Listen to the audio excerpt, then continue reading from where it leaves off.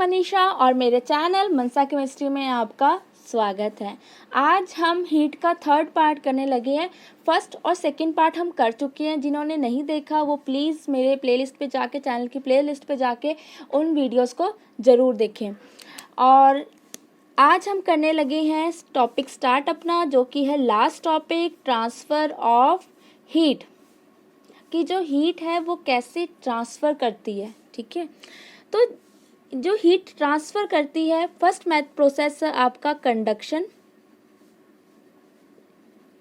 Second क्या है convention, and third one है आपका रेडिएशन। ठीक है, तो इन तीनों को मैं एक्सप्लेन करने से पहले मैं आपको थोड़ा सा एक बात, छोटी सी बात याद दिला दूं कि हमने लास्ट टाइम पढ़ा था जो हीट है वो ट्रांसफ़र करती है हमेशा high temperature to low temperature. बताया था ना मैंने बात ये।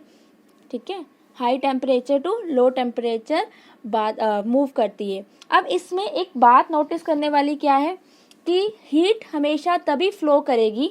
ठीक है, हीट कब फ्लो करेगी? जब वहाँ पे क्या होगा, एक डिफरेंस होगा, एक टेम्परेचर डिफरेंस होगा। क्योंकि इन दोनों में टेम्परेचर डिफरेंस था ना, तभी क्या हुई, हीट फ्लो हुई। अगर यहाँ भी क्या होता कि टेम्परेचर बराबर होता तो फिर हीट फ्लो करती, फिर हीट फ्लो नहीं करती, फिर ये प्रोसेस भी सारे नहीं होते। ये बात आप याद रखना। तो चलिए स्टार्ट करते हैं। आज का फर्स्ट टॉपिक वो है कंडक्शन। तो हम कंडक्शन की अगर डेफिनेशन देखें, the process of transfer of heat. ठीक है, हीट क्या होएगी, ट्रांसफ़र होएगी from one part of the object, ठीक है, टू द अनदर। एक पार्ट से दूसरे पार्ट तक क्या होगी, हीट ट्रांसफ़र होगी without any movement of object. But object इससे अपनी जगह से बिल्कुल भी नहीं हिलेगी। ऑब्जेक्ट जहाँ थी पहले वो वहीं पे रहेगी, बट जो हीट है वो क्या हो रही है, ट्रांसफ़र हो रही है। Is called the thermal conduction. उसको हम क्या नाम देंगे, थर्मल कंडक्शन। अब इसको मैं आपको एक एग्जांपल समझाऊंगी। डेफिनेशन तो हमने पढ़ ली।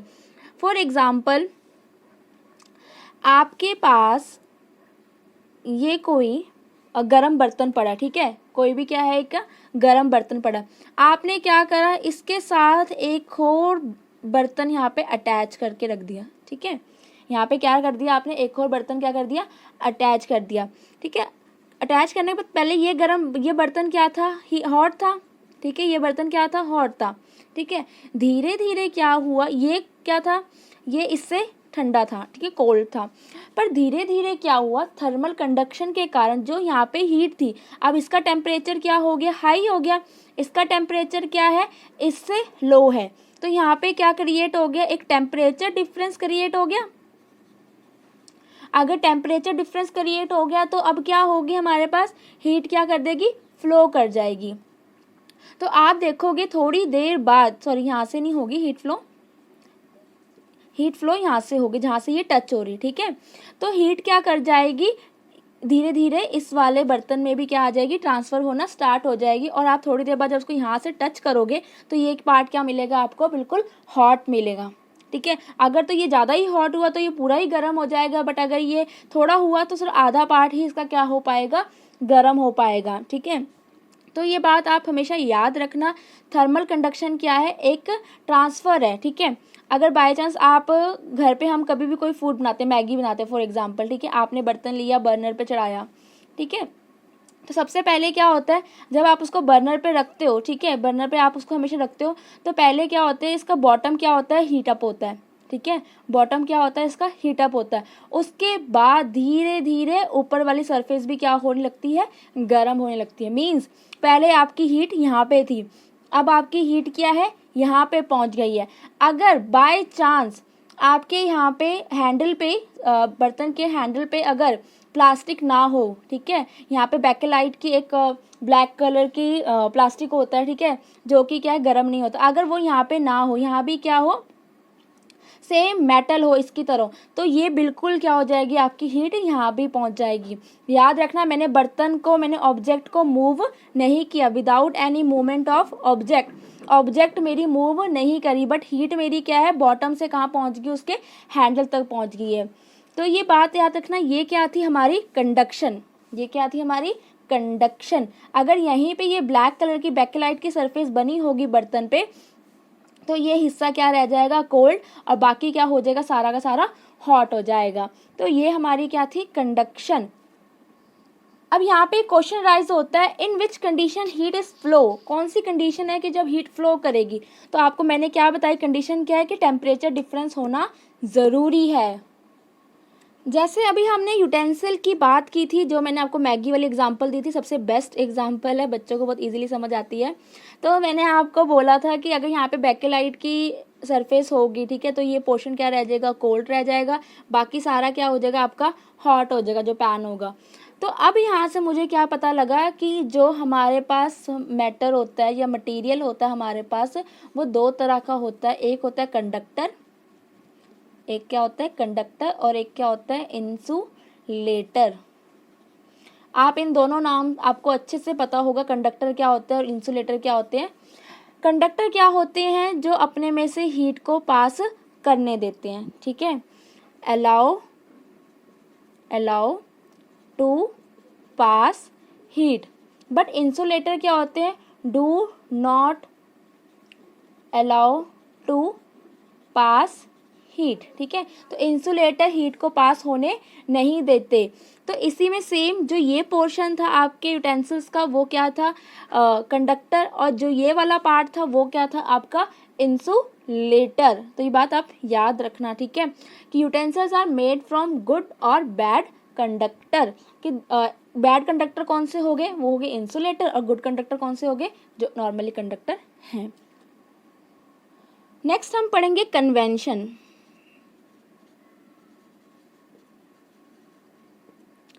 पहले हमने कंडक्शन पढ़ी थी, तो कंडक्शन है मोस्टली क्या, सॉलिड में होती है, लिक्विड एंड गैसेस में भी होती है, बट हम इसको सॉलिड में ज़्यादा लेके चलते हैं एग्जाम्पल में। अब हम कन्वेंशन की बात करेंगे। कन्वेंशन भी क्या है, सेम कंडक्शन की तरह एक क्या है, प्रोसेस है, सेम क्या एज अ प्रोसेस है। इसमें भी क्या होती है, हीट ट्रांसफ़र होती है, बट यहाँ पे क्या है, liquid, heat transfer in liquid. वहाँ पे सॉलिड में हो रही थी, कन्वेंशन किस में हो रही है, लिक्विड में हो रही है, ठीक है। कन्वेंशन सॉलिड में नहीं होती। उसके बाद जब हमने हीट करा लिक्विड को, अब हीट करने से क्या हुआ, जो लिक्विड के मॉलिक्यूल्स थे वो क्या हो गए, अब जो थोड़े से टाइटली बाउंड थे थोड़े से, अब वो क्या हो गए, और ज़्यादा लूज हो गए, वो और ज़्यादा क्या हो गए, लूज हो गए, ठीक है। जो पहले ये इतने में से थे, अब ये क्या हो गए, खुल के इतने हो गए। क्यों, क्योंकि अब हीट करने से क्या हुआ, उनकी बॉन्डिंग क्या होगी, लूज होगी। तो वो क्या करेंगे, अब फ्लूइड और liquid move up and down. तो वो लिक्विड क्या करेगा, अप और डाउन क्या करेगा, मूव करेगा। क्यों करेगा, वाई। अब यहाँ पे क्वेश्चन आता है वाई, क्यों, जब हमने उसको हीट करा तो बॉन्डिंग क्या होगी, लूज होगी, और लूज होने करके जो उनकी क्या थी, डेंसिटी थी लिक्विड की, वो क्या होगी, चेंज होगी, ठीक है, विद टेम्परेचर। डेंसिटी क्या होगी वाटर की, और सॉरी लिक्विड की, चेंज हो गई टेम्परेचर के साथ, इसीलिए क्या करने लग गया, liquid up and down move करने लग गया। इसको हम क्या बोलेंगे, कन्वेंशन। इस प्रोसेस को हम क्या बोलेंगे, कन्वेंशन, याद रखना। और डेंसिटी का फॉर्मूला क्या है, जिसको पता है फटाफट वो कमेंट सेक्शन में लिख के बताएं कि डेंसिटी का फॉर्मूला क्या होता है। याद रखना, कन्वेंशन एक प्रोसेस है जो किस में होता है, लिक्विड में होता है। हीट ट्रांसफर किस में होती है, वो लिक्विड में होती है।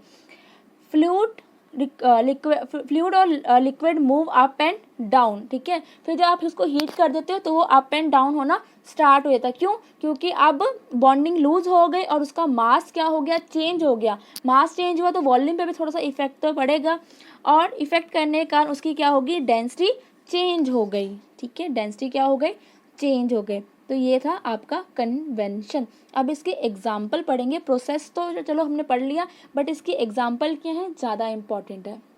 अभी जैसे हमने पढ़ा था कन्वेंशन क्या था, लिक्विड में होता था, बट मैं आपको बात बता दूं, जो कन्वेंशन है वो गैसेज में भी होता है, ठीक है। जो कन्वेंशन प्रोसेस है वो गैसेज में भी क्या होता है, अक्कर होता है। अगर मैं उसकी आपको एग्जांपल दूं, आपने देखा होगा आपकी किचन में चिमनी लगी होती है, ठीक है। जब किचन में ज़्यादा क्या हो जाता है, स्मोक हो जाता है, ज़्यादा धुआं हो जाता है, ठीक है, तो वो चिमनी के थ्रू बाहर चले जाता है, ठीक है। क्यों, क्योंकि चिमनी भी क्या है, एक सिंपल एक आप लगा लो एक पाइप है, ठीक है। ओके, यहाँ पे क्या है, स्मोक कम है और यहाँ पे क्या है, स्मोक ज़्यादा है, तो हमेशा वो कहाँ को फ्लो करेगी, जिधर को स्मोक क्या है, कम है। और उसके बाद क्या हो जाएगा, ये एटमॉस्फेयर में क्या हो जाती है, बिखर जाती है या सेपरेट हो जाती है, ठीक है। तो इसके कारण यहाँ पे क्या हो जाती है, स्मोक कम हो जाती है। तो ये भी क्या है, एक कन्वेंशन का एक प्रोसेस है। Cold air from open refrigerator, जब भी आप अपने रेफ्रिजरेटर को खोलते हो तो वहाँ से क्या होती है, कोल्ड एयर बाहर आना स्टार्ट हो जाती है। तो ये भी क्या है, एक कन्वेंशन का प्रोसेस है, किसमें, गैसेस में। ये किसमें है, गैसेस में, नॉट इन अ लिक्विड। अब आपको मैं एक बहुत इंपॉर्टेंट क्वेश्चन करवाने जा रही हूँ, पेपर में हर बार ही पूछा जाता है, land and sea breeze. Land and sea breeze most important question है। तो लैंड एंड सी ब्रीज में हम कोस्टल एरिया की बात करते हैं, ठीक है। वहाँ की एग्जांपल हमें इजीली समझ आ जाएगी। दिन के टाइम में क्या होता है, जब भी सन से हीट जो आती है लैंड और सी पे पड़ती होती है, ठीक है। तो जब ये लैंड और सी दोनों क्या करते हैं, हीट को एब्जॉर्ब करती हैं, तो दिन के टाइम जो लैंड है वो बहुत जल्दी क्या हो जाता है, आपका हीट अप हो जाता है, और सी जो है वो हीट अप इतनी जल्दी नहीं होता। बट जो लैंड है वो फटाफट क्या हो जाता है, हीट अप हो जाता है। तो जो लैंड के ऊपर वाली एयर होती है, ठीक है, ऊपर एयर होती है ना, एक एटमॉस्फेयर होता है जो, मतलब लैंड के ऊपर कह सकते हो, एटमॉस्फेयर नहीं, आप कैसे सिंपल जो एयर लैंड के ऊपर है वो क्या हो जाती है, हीट हो जाती है, गर्म हो जाती है। गर्म होने के कारण वो क्या होती है, इवेपोरेट ऊपर को होना शुरू हो जाती है, वो ऊपर एटमॉस्फेयर में चली जाती है। उसके बाद ये, ठीक है, लैंड की बात होगी। उसके बाद कूलर एयर फ्रॉम द सी, ठीक है, फिर जो ठंडी हवा सी के पास होती है, ठीक है, वो क्या करती है, सी से लैंड की तरफ को जाना शुरू कर देती है, ठीक है। और जो उसकी एयर की जगह थी, ठीक है, जो लैंड के ऊपर वाली एयर की जगह थी, वो कौन ले लेती है, अब सी वाली एयर ले लेती है, ठीक है। जो समुद्र से हवा आ रही होती है, अब वो लैंड के ऊपर वाली एयर की सरफेस होती है उसको ऑक्यूपाई कर लेती है, उसकी जगह पे वो ले लेती है, ठीक है। तो जो सी से लैंड को कूलर एयर जाती है, ठीक है, जो सी से लैंड की तरफ हवा जा रही है, उसको हम बोलते हैं सी ब्रीज। उसको हम क्या बोलते हैं, सी ब्रीज।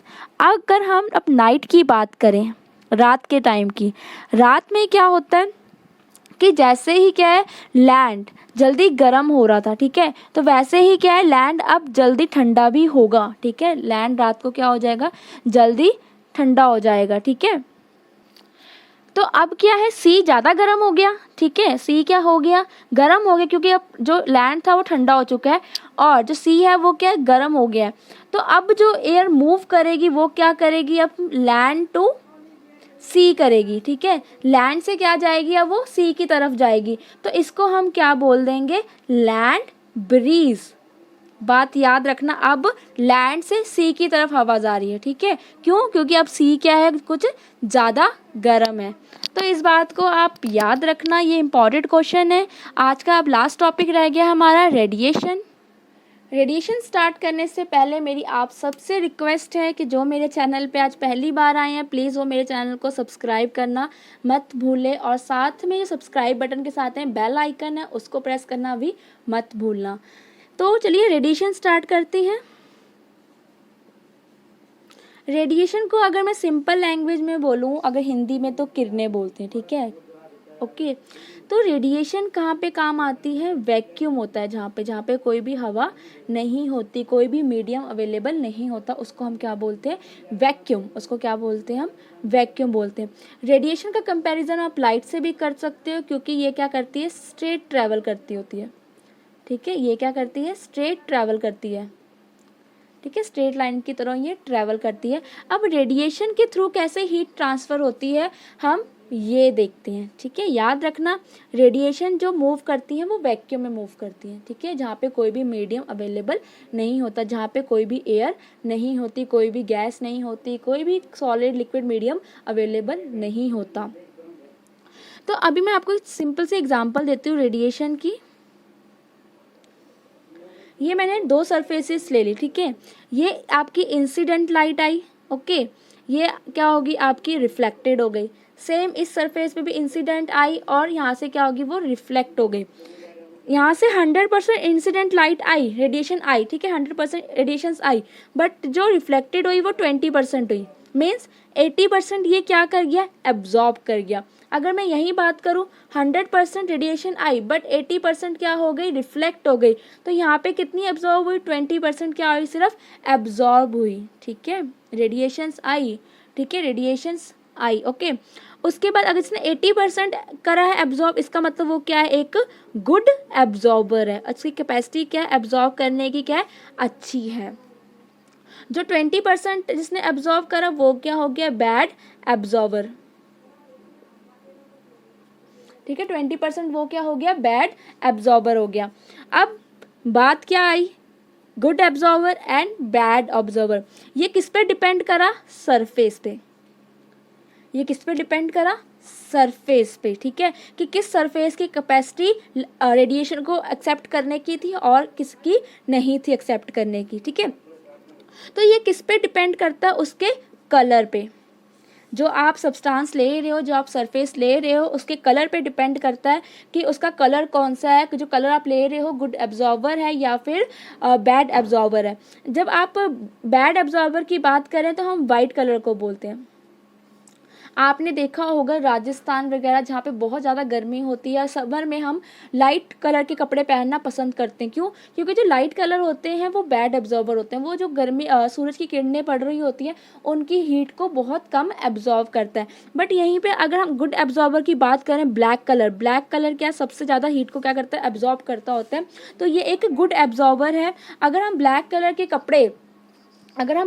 के कपड़े समर में पहनेंगे तो बहुत ज़्यादा हीट एब्जॉर्ब करेंगे और हमें बहुत ज़्यादा गर्मी लगेगी। इसलिए जब भी आप ब्लैक कपड़े समर में पहनते हो तो आपको बहुत ज़्यादा गर्मी लगती है। तो रेडिएशंस क्या है, रेडिएशन एक प्रोसेस है, ठीक है, जो कहाँ पे काम करता है, जहाँ पे वैक्यूम है, जहाँ पे कोई भी एयर नहीं है, कोई भी मीडियम प्रेजेंट नहीं है। अब रेडिएशन का काम मैं आपको बताती हूँ किस चीज़ में है।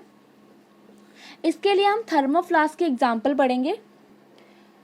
तो लास्ट एग्जाम्पल है हमारी रेडिएशन के लिए थर्मोफ्लास्क, जो कि दीवार ने इन्वेंट की थी। दीवार ने जब इसको इन्वेंट करा था तो उसके बाद इसका नाम दीवार वेसल से बोला जाता था। ठीक है, इसके इन्वेंटर पे नेम रखा गया था। बाद में इसकी क्वालिटीज़ को देख के इसका नाम थर्मोफ्लास्क यूज़ किया गया था।